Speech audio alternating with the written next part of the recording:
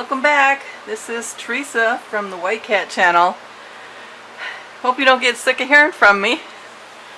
Today I am going to make some homemade shirataki noodles, just the plain kind today, and I'm going to update my other recipes that I had on those prior videos, and so I'm going to redo with the Konjac Glucomannan Powder. So this one will be separate. But I'm also going to try out kind of a mini comparison between two items. My trusty pasta press. Get it ready.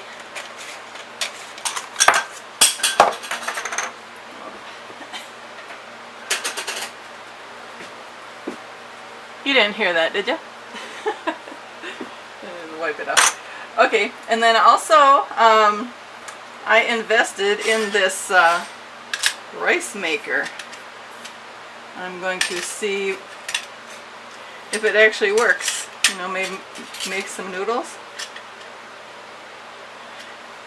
I don't know. It comes with 3 different dyes. I know these noodles are going to be bigger because the holes in here are way bigger compared to these that are in the pasta press.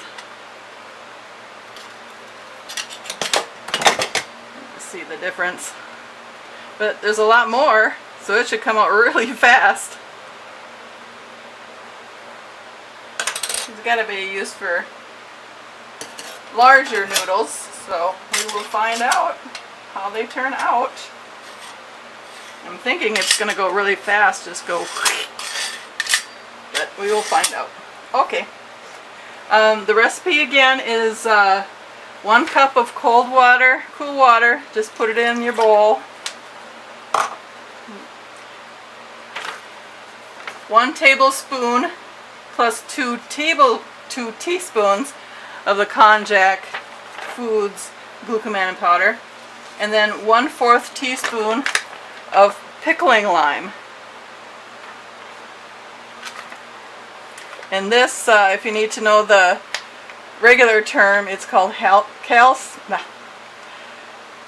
hydroxide, which is lime. Okay, let's get to it. So, I've streamlined both my recipe and my process, so it should be really fast. And if you need to make them every day, this is going to be the easiest way to do it. Just plop it right in there. Go ahead and stir.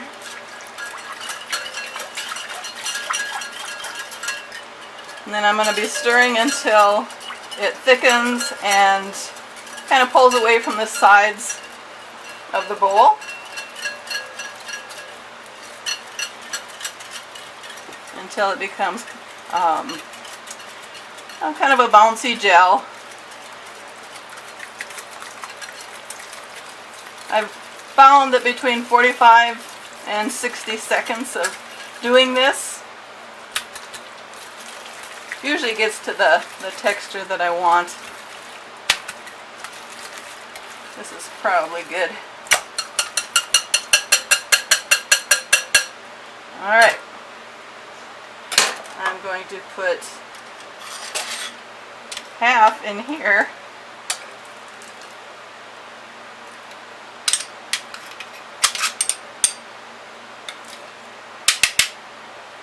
Alright.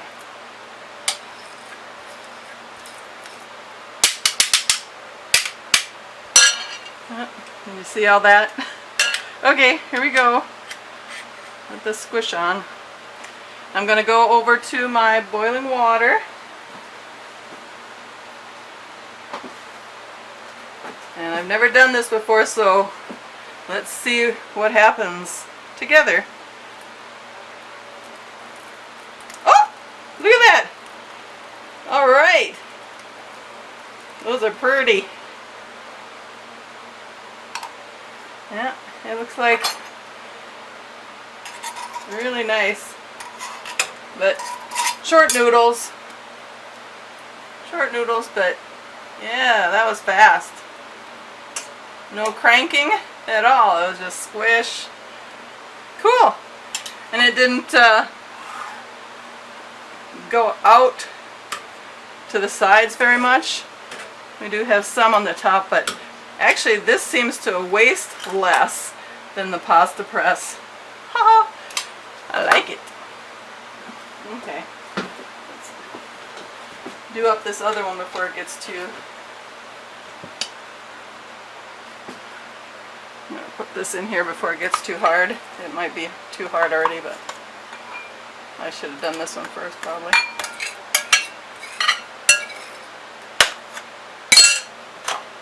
Okie dokie. Yeah, I can't believe how fast that was. That's awesome. Okay, I'm just gonna get out all the air.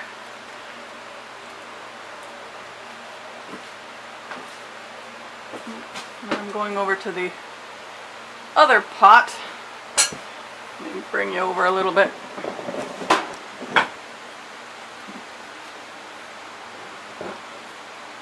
I think we can see that. Okay. I'm just gonna squeeze, squeeze like we normally do. See, on this process, like I said, I'm trying to streamline everything. And I know a long time ago when I was making my original, I was highly suggesting just to use plastic, because I found that the metal pasta presses, when you got them in the water or too close to the water, they made the gel that was inside your pasta press plug up all the holes. So, and then it was really difficult to get it out. But I guess what I'm trying now is to just hold it above the water if I use the metal one, or even the plastic one. Oh, I like these noodles. They look great. I like them. They're not as kind of wiggly or deformed a little bit like the other ones, but I mean they both taste the same. But I don't know, I'm a liking that. I'm liking it.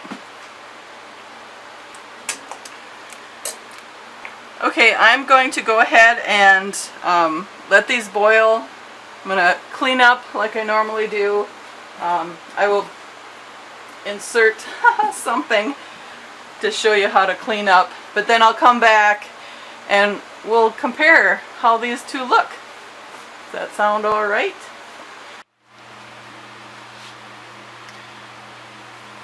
The best thing you can do while your noodles are boiling is to take all the utensils you use that have the glucomannan gel on them and put them together in the bowl, and go ahead and turn on some really hot water, as hot as you can get it from your tap, and then just spray around the bowl. You'll probably want to let this soak for a little bit. This helps everything to clean up a lot easier. You never want to just let your utensils sit and let the glucomannan dry on there, because it'll start to flake off, but it'll be difficult to really get it off. This way you just need a swish and then it comes right off. When you are done, rinsing it off, take some kind of a mesh strainer and then pour the excess water in there, because what you're going to have is all these kind of chunks, and you don't want that down your drain. So That's an easy cleanup tip. You'll be glad you did it.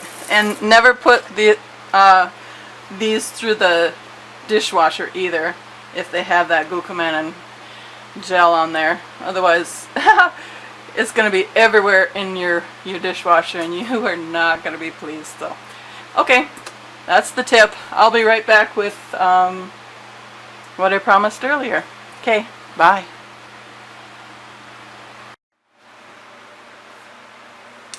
Alright, here's those noodles. This is the one that was in the ricer. Oh, they're all just this same length. That is just way too cool. And then the one that was in the pasta press, you know, you can make those as long as you want. And I think because these ones that were in the pasta press, the gel had been sitting for a little while, and that made it a little bit harder to push through the pasta press, so they aren't as straight as they could be. But no one's gonna I don't think anyone's gonna be that picky, but anything you put on it is going to cover it up. But yeah, this is just so cool. They're just, because they're so straight, they're really shiny. And then the tensile strength, that's a good amount of stretch this thing can take before it snaps. So I'm impressed with that. Again, this is made with the Konjac Foods brand. This blue bag, you can get it off Amazon. Thank you again for watching. Be sure to like and subscribe. I really appreciate that. I'd love to hear what you have to say. And if there is a recipe, well, a different glucomannan powder that I have not reviewed and you want me to check it out, just put that in the comments too.